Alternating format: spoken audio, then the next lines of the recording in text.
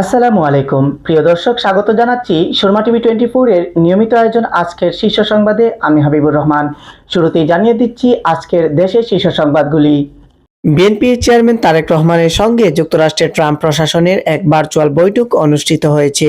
বৈঠকে যুক্তরাষ্ট্রের বাণিজ্য প্রতিনিধি রাষ্ট্রদূত জেমিসন গ্রিয়ার নেতৃত্ব দেন। ইসলামী আন্দোলন বাংলাদেশের যুগ্ম মহাসচিব ও মুখপাত্র গাজী আতাউর রহমান আজ শুক্রবার এক সংবাদ সম্মেলনে জামাতে ইসলামীকে নিয়ে দেওয়া একটি বক্তব্য সঠিক নয় বলে দাবি করেছেন জামাতে ইসলামীর সহকারী সেক্রেটারি জেনারেল এবং কেন্দ্রীয় প্রচার ও মিডিয়া বিভাগের প্রধান অ্যাডভোকেট এহসানুল মাহবুব জুবায়ের। আজ শুক্রবার রাত ৮টায় জামাতে ইসলামীর ভেরিফাইড ফেসবুক পেজে দেওয়া এক পোস্টে এ দাবি করা হয়।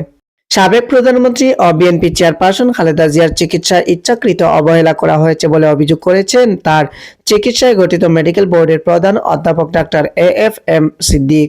তিনি বলেন, লিভার রোগে আক্রান্ত থাকা সত্ত্বেও নিয়মিত মেথোট্রেক্সট সেবনের ফলে তার লিভারের অবস্থা দ্রুত সিরোসিসে রূপ নেয়, যা কার্যত স্লো পয়জন এর মতো কাজ করেছে। মুক্তিযুদ্ধ বিষয়ক মন্ত্রণালয়ের উপদেষ্টা ফারুকী আজম বলেছেন, রাষ্ট্র ও সরকারের মালিকানা জনগণের হাতে তুলে দেওয়ার জন্যই গণভোটের ইতিবাচক ফলাফলই আগামীর বাংলাদেশের ভবিষ্যৎ নির্ধারণ করবে।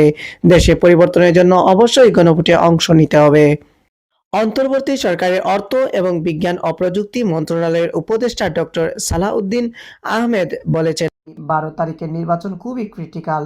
আরও ইলেকশন হয়েছে, কিন্তু এটার স্বচ্ছতা আমরা নিজেরা যেমন চাই তেমনি বিদেশিরাও তাকিয়ে আছে।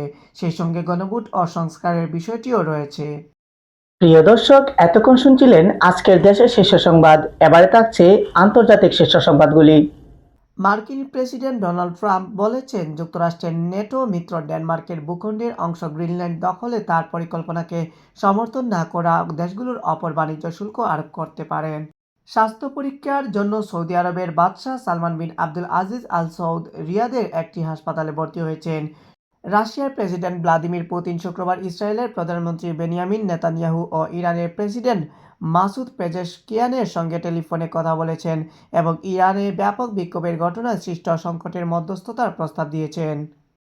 প্রিয় দর্শক, এতক্ষণ শুনছিলেন দেশের শীর্ষ সংবাদ ও আন্তর্জাতিক শীর্ষ সংবাদ। এবারে থাকছে খেলাধুলার সংবাদ।